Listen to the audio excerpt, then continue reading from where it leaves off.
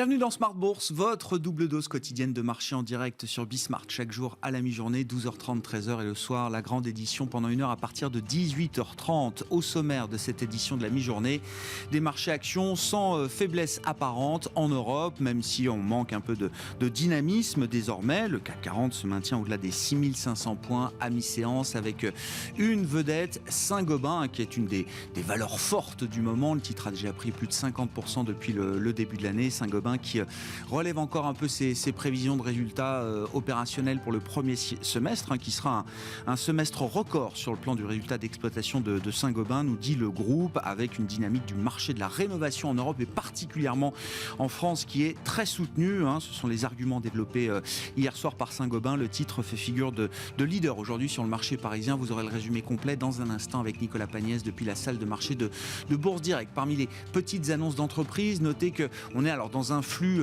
permanent d'introduction en bourse en ce moment, en France, en Europe plus généralement. On comptabilise plus d'une cinquantaine d'opérations en cours sur les différents marchés européens, plus d'une dizaine, près d'une quinzaine même peut-être pour le marché parisien en tant que tel. Enfin, moins 2 depuis quelques jours, puisqu'on avait eu il y a 48 heures maintenant l'annonce du report de l'opération d'Équateur, et aujourd'hui c'est PHE, la maison mère d'Oscaro.com, dans les pièces détachées automobiles. C'était plutôt une grosse opération, parmi les grosses opérations. Là aussi, PHE renonce pour l'instant à entrer sur le marché parisien, notant que malgré l'intérêt prononcé des investisseurs, ça n'est pas suffisant pour permettre à cette opération de se réaliser dans de bonnes conditions de marché. Donc 2 opérations retoquées pour l'instant. Les investisseurs se montrent sélectifs quand même, il faut le noter, sur les dossiers, les nouveaux dossiers prêts à arriver sur le marché d'Euronext à Paris. Et puis on parlera macro, inflation, marché obligataire avec nos invités de la mi-journée. Thomas Kosterk sera avec nous dans un instant depuis Genève par Skype pour parler de l'état des lieux de l'économie américaine, alors que s'approche le comité de politique monétaire de la Fed les 15 et 16 juin prochains. Et puis on parlera du thème de l'inflation et de la manière dont les marchés obligataires appréhendent le scénario d'inflation avec Hubert Lemoine qui sera à mes côtés en plateau, le directeur des investissements de Shelcher Prince Gestion.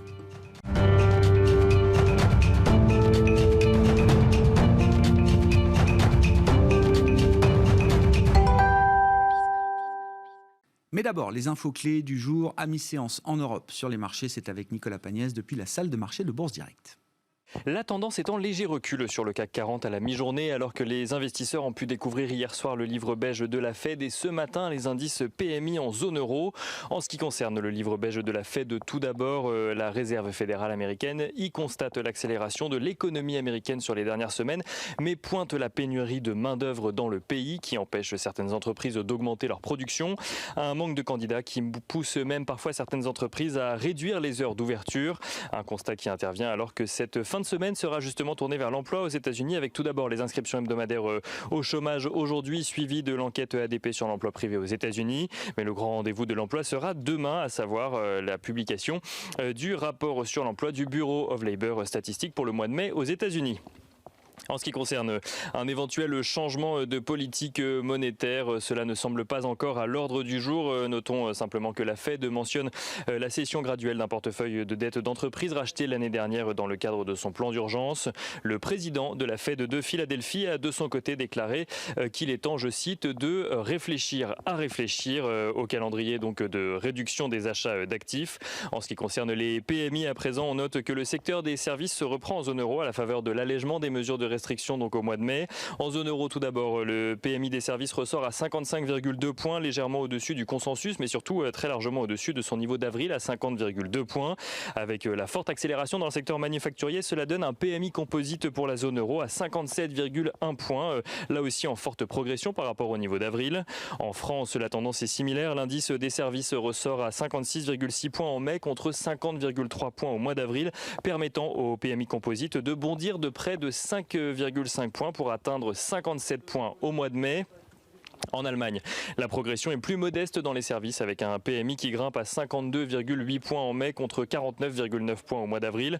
En ce qui concerne le PMI composite, là aussi la progression est plus modeste pour passer de 55,8 points donc au mois d'avril à 56,2 points au mois de mai.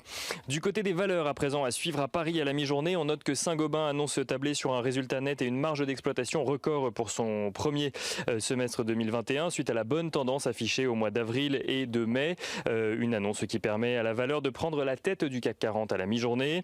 On note également que Rémy Cointreau voit son résultat opérationnel progresser de près de 13% en données organiques sur l'ensemble de son exercice 2020-2021 à 236 millions d'euros. Le groupe qui anticipe une bonne croissance selon ses mots de son résultat opérationnel courant pour son prochain exercice. Le cours de Rémy Cointreau qui a commencé par progresser ce matin avant de finalement reculer. Certains observateurs mettent ce recul sur le compte de crainte vis-à-vis de la stratégie américaine du groupe. Rémy Cointreau a en effet annoncé relever ses prévisions d'investissement en communication notamment pour accroître le potentiel de ses marques aux États-Unis.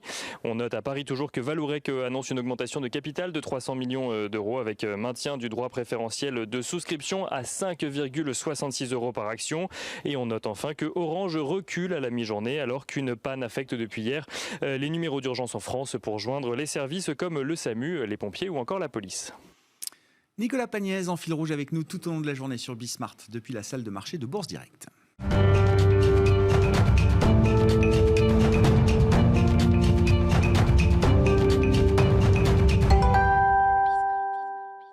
Et on parle de la situation de l'économie américaine et de la Fed, bien sûr. On est à 2 semaines de la prochaine réunion de politique monétaire de la Réserve fédérale américaine. Thomas Kosterg est avec nous en visioconférence depuis Genève. Bonjour Thomas, bienvenue. Bonjour, vous êtes senior économiste US de Pictet Wealth Management. Parlons de la Fed, évidemment. On a eu hier soir la publication du livre beige, qui est la base de travail de la prochaine réunion de politique monétaire de la Réserve fédérale américaine, je le disais, dans 2 semaines, qui compile différentes anecdotes de terrain remontées par les Fed régionales. Est-ce qu'il y a des éléments intéressants dans ce livre beige du mois de mai, selon vous, Thomas ? Oui, alors ça confirme ce qu'on sait déjà globalement. L'économie américaine va bien, se porte bien, le rebond se poursuit. 3 choses peut-être saillantes.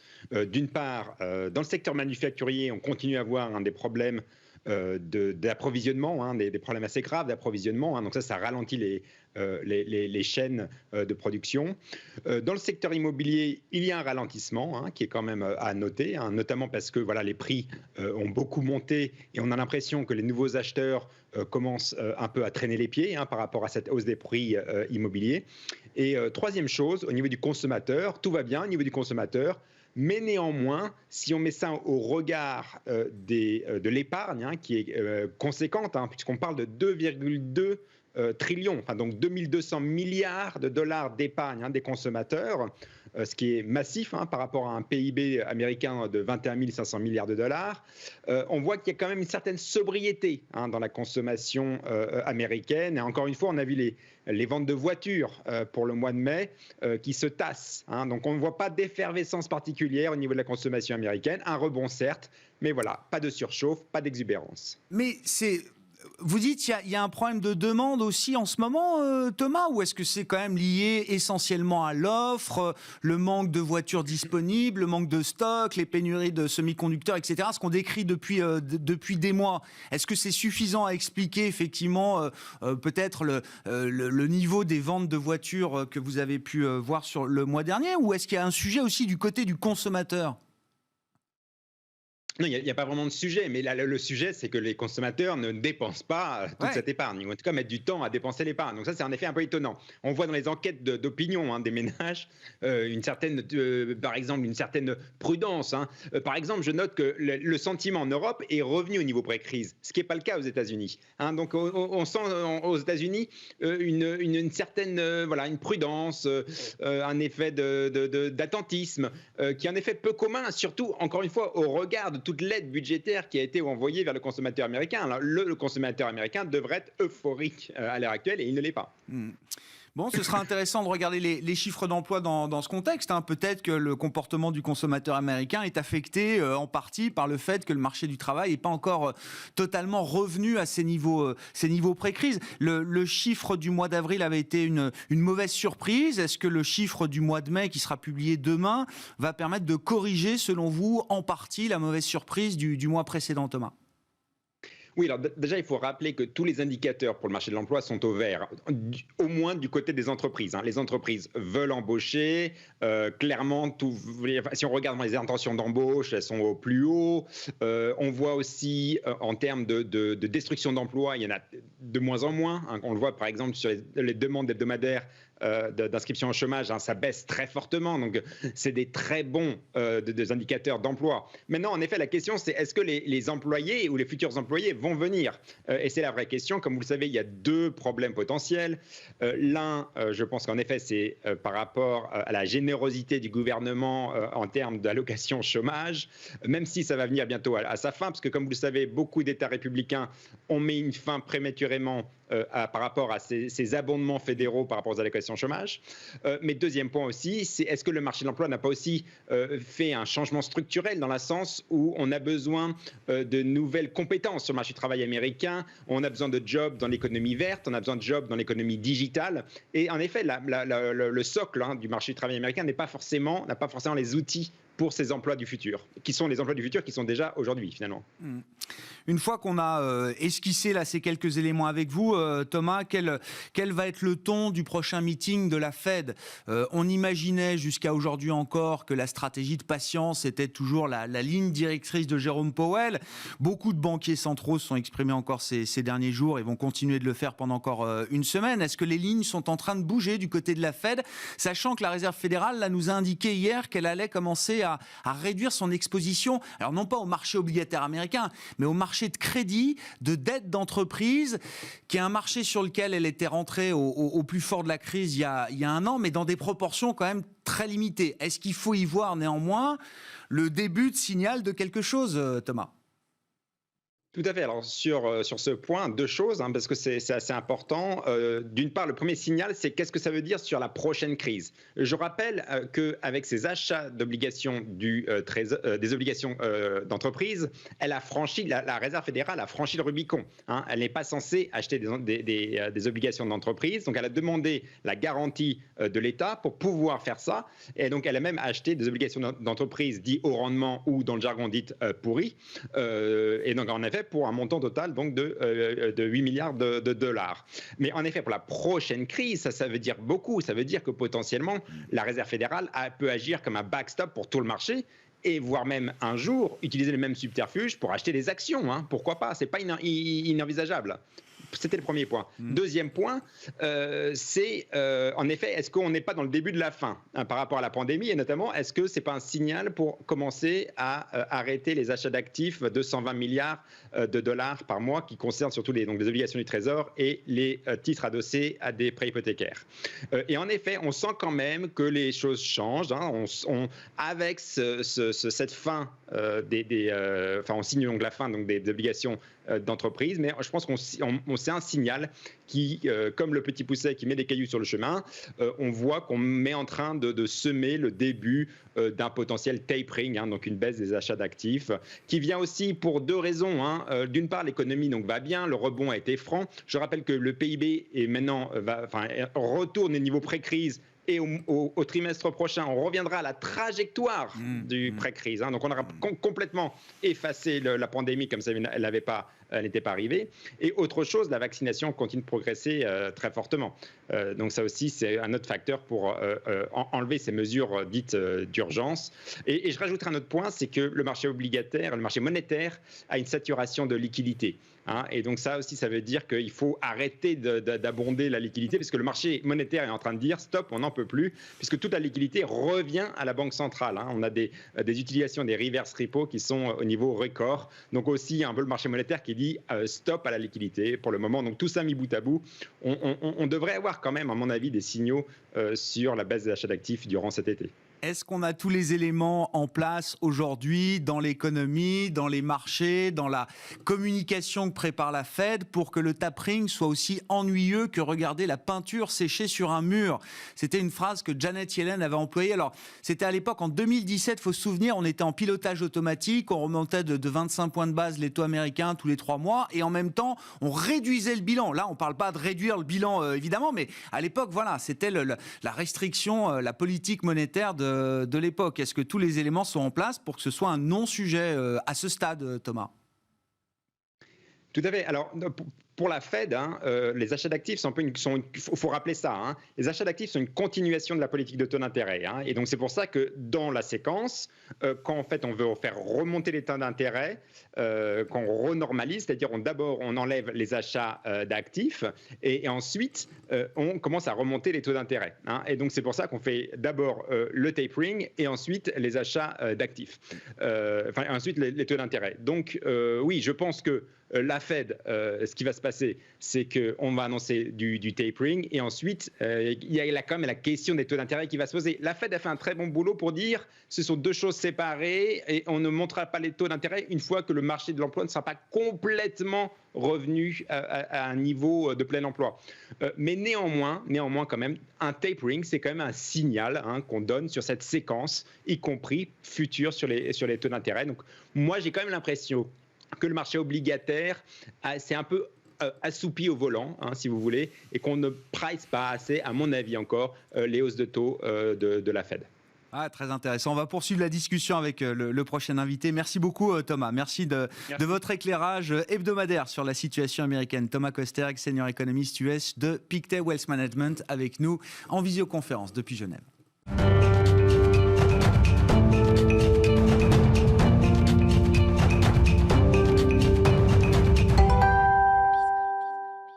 Oui, parce qu'à un moment, il faut quand même parler de ces sujets avec ceux qui investissent. Et les économistes, c'est bien pour nous éclairer, mais à un moment, les décisions d'investissement, elles se prennent notamment chez Schelcher Prince Gestion. Avec vous, Hubert Lemoine. Bonjour Hubert. Bonjour. Merci d'être là, directeur des investissements de Schelcher Prince Gestion, maison spécialisé, on va dire, historiquement, en tout cas dans les marchés obligataires et les marchés de crédit. Justement, alors vous allez répondre à la question que posait Thomas, est-ce que le marché obligataire s'est un peu assoupi au volant en pensant que la Fed resterait bienveillante, douce et gentille éternellement? Mais déjà, fondamentalement, comment vous évaluez le cas de l'inflation, là, le scénario de la bosse d'inflation, l'aspect transitoire? Est-ce que vous dites que l'inflation ne sera plus un sujet dans quelques mois pour les marchés, pour les investisseurs, ou est-ce que non? C'est un sujet qui va rester, qui pourrait peut-être même poser des problèmes à horizon de quelques mois. Écoutez Grégoire, globalement, en fait, les investisseurs pensent que c'est un phénomène transitoire. Et on le voit bien un petit peu dans le wake-up call qu'a donné Thomas à l'instant. On sent que les marchés se sont un petit peu assoupis sur ces perspectives d'inflation. Depuis finalement 2-3 mois, on voyait les taux réels et les taux nominaux rebaisser aux États-Unis. Et on se disait qu'on était reparti pour quelques années entre guillemets de boucle d'or, de Goldilocks, où on n'avait pas suffisamment de croissance et pas suffisamment d'inflation, et que tout ça allait bénéficier d'une façon générale aux actifs risqués. Voilà. On a un petit wake-up call en se disant que finalement, la Fed va peut-être commencer à envoyer quelques signaux. Et puis surtout, on fait partie des gens qui pensons que, en tout cas, les outils qui ont été utilisés pour finalement très rapidement effacer cette crise pandémique sont en train de générer de l'inflation très structurelle. Justement, c'est ça la question. Qu'est-ce qui fait que pour vous, il y a des arguments structurels pro-inflation pour demain qui n'existaient pas hier? Et c'est vrai que j'imagine les investisseurs, je ne sais plus qui le rappelait, je crois que c'est Larry Fink, le patron de BlackRock récemment, dit tout le monde n'a pas la chance d'avoir 40 ans d'expérience de marché derrière soi, et tout le monde n'a pas vécu ce que c'était une période inflationniste sur les marchés. Donc j'imagine quand même que dans vos métiers, il y a... J'ai pas l'expérience et je suis pas aussi... non mais... On est marqué quand même par la décennie ou les 2 dernières décennies de désinflation. Complètement. On est marqué et c'est frappant de voir effectivement ce clivage entre anciens et jeunes dans ce positionnement face aux perspectives d'inflation. En tout cas, ce qu'on constate, et ce qui avait marqué la période des Goldilocks, si je puis dire, c'était finalement une démographie qui était plutôt favorable à cette désinflation. On avait finalement une politique d'austérité budgétaire aussi, et ça a radicalement changé, et même un peu avant Covid, puisqu'on avait le MMT qui était finalement une banque centrale au service de l'État pour pouvoir essayer de relancer économiquement la machine. On a eu aussi une période de globalisation et avec une Chine qui exportait sa déflation. Et je pense que tout ça, effectivement, est en train de progressivement changer. Et on peut rajouter, effectivement, le green, vous le citiez tout à l'heure, Grégoire, qui va imposer une relocalisation des industries, qui va vraisemblablement augmenter les coûts de production. On voit, par exemple, qu'inexorablement, on n'investit plus dans le secteur du pétrole et que le prix du pétrole va continuer à monter pour peu que les pays producteurs coupent un peu les vannes. Voilà. Et c'est ce qui a l'air de se passer actuellement, en plus. Et vous dites la Chine qui a été le plus grand exportateur de désinflation ces dernières années. Là aussi, quelque chose a changé. La Chine exporte de l'inflation aujourd'hui. On a l'impression, en tout cas, que ça peut être effectivement une des problématiques à venir. Et on le constate aujourd'hui avec le rebond très fort des prix à la production en Chine. Je crois qu'on est sur un rythme annualisé de 7% aujourd'hui. On se rend bien compte qu'il y a un problème au niveau des matières premières en Chine et du coût de fabrication. Et les pays développés dépendent quand même beaucoup de cette Chine qui, pour le coup, n'a pas eu cette réaction monétaire face à la pandémie. Le bilan de la Banque centrale chinoise n'a grossi que de 6 à 7%, alors qu'on est plutôt sur un rythme de 50% aux États-Unis. Donc on n'est plus du tout sur les mêmes chiffres. Et donc vraisemblablement, le yuan risque d'être une monnaie forte à l'avenir. Et d'ailleurs, la Banque centrale agit, puisqu'elle demande aux banques régionales, finalement, d'augmenter leurs réserves de change pour essayer de contrer un petit peu cette force du renminbi. Ouais. Le yuan qui s'est apprécié de plus de 10% sur un an, effectivement, face au dollar notamment. Et ça risque de continuer. On a un spread de rendement important, puisque le taux de rendement des emprunts d'État à 10 ans chinois est au-dessus de 3%, alors qu'on est sur des niveaux d'1,70 aux États-Unis, avec une monnaie potentiellement plus forte à moyen terme. Comment vous regardez alors le pricing de marché, effectivement, par rapport à la situation que vous décrivez, aux convictions, aux arguments que vous avez aujourd'hui, Hubert? Le marché s'est un peu assoupi. Il faut quand même repartir des taux longs américains qui étaient tombés au plus bas historique à 0,50% en août dernier pour remonter jusqu'à près de 1,80, peut-être un peu moins de 1,80, je crois, à fin mars pour le 10 ans américain. Beaucoup d'obligataires m'expliquent que c'est quand même une correction obligataire majeure dans l'histoire des corrections obligataires. Écoutez, alors, on regarde plutôt les taux réels. Et si on regarde les taux réels américains à 10 ans, on se rend compte que le plus bas, c'est moins 1, et c'est à peu près au cours de l'été 2020. Et aujourd'hui, on est à moins 0,80. Donc il n'y a pas péril dans la demeure, et loin de là. Et on peut imaginer, et ça correspondrait plutôt à une continuation de ce mouvement d'amélioration économique, on peut imaginer que ces taux remontent gentiment. Alors ce sera bien entendu contrôlé par la Fed, parce qu'il y a un enjeu d'endettement très fort et de refinancement de la dette publique américaine, et donc elle n'a pas envie de voir les taux nominaux exploser, bien entendu, mais les taux réels, en tout cas, exploser pour ne pas casser la croissance et pour permettre à l'État de rembourser sa dette, mais véritablement, il y a de la place.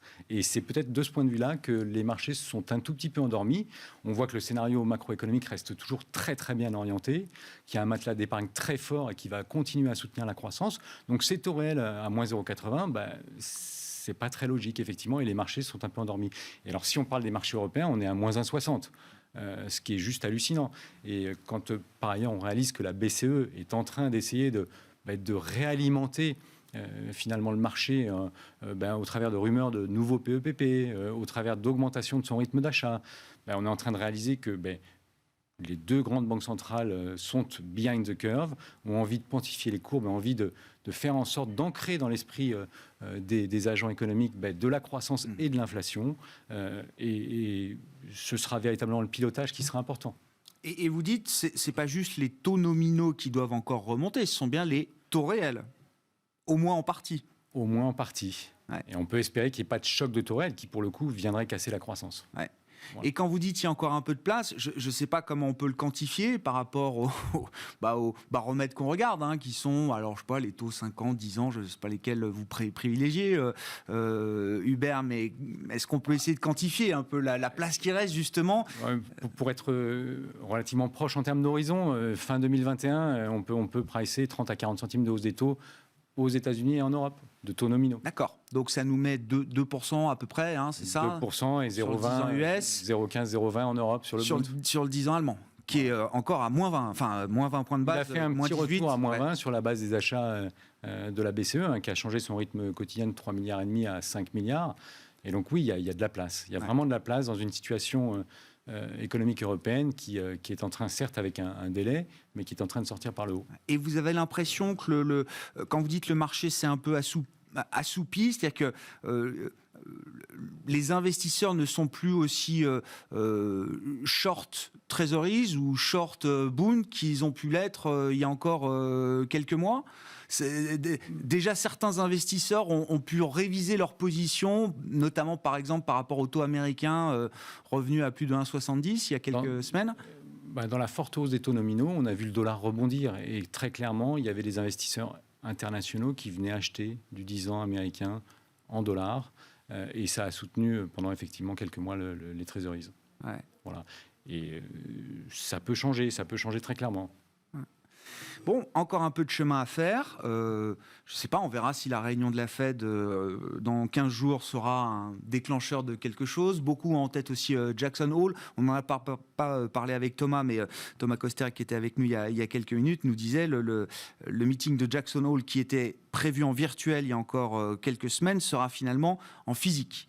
Il y aura quand même l'idée aussi que les banquiers centraux peuvent se retrouver à nouveau normalement au même endroit dans le Wyoming pour discuter comme ils le faisaient avant la crise Covid. Et puis sur la Fed, je ne sais pas, sur les marchés de crédit, là, le fait que la Fed veuille réduire la détention des obligations d'entreprise qu'elle a pu acheter, alors sont des sommes mais dérisoires évidemment par rapport au bilan total de la Fed, mais est-ce que ça nous dit quelque chose ?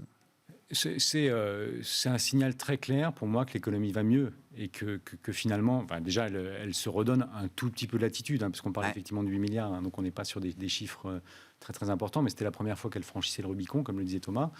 On a un petit signal, effectivement, qui va dans le sens d'un potentiel tapering plutôt que prévu. Voilà. Mais globalement, la dette à yield, dans une économie qui va bien, les taux de défaut ont plutôt tendance à baisser et se sont même effondrés, que ce soit dans l'économie financière ou dans l'économie réelle, et de sociétés qui ne se financent pas forcément directement sur les marchés. Et on voit bien que cette dette à yield, quelque part, c'est un des refuges potentiels pour essayer de délivrer une performance ajustée de l'inflation qui soit correcte. Et vous dites le marché de la dette au rendement américain n'a plus besoin fondamentalement de la Fed, qui avait acheté en plus autour de 10 milliards, on va dire, ce qui est vraiment, encore une fois, dérisoire. Dans un contexte d'amélioration de l'économie et de baisse des taux de défaut, elle n'a plus besoin de la Fed. Oui. Ouais. Merci beaucoup, Hubert. Même si la Fed était... Ah oui, c'était, très pour le coup, c'était microscopique. Mais le signal avait été très fort. Et c'est vrai que c'était la première fois qu'on voyait la Fed acheter, à travers des ETF d'ailleurs, certains segments du marché de crédit le plus risqué, jugé le plus risqué. Ça, c'était un des signaux forts envoyés au pic de la crise de marché liée à la pandémie en mars dernier. Merci beaucoup, Hubert. Hubert Lemoine, qui était avec nous en plateau pour discuter de ces sujets obligataires et de l'inflation, évidemment. Le directeur des investissements de Shelter Prince Gestion, invité de Smart Bourse à la mi-journée. On se retrouve ce soir en direct à 18h30 sur Bismart.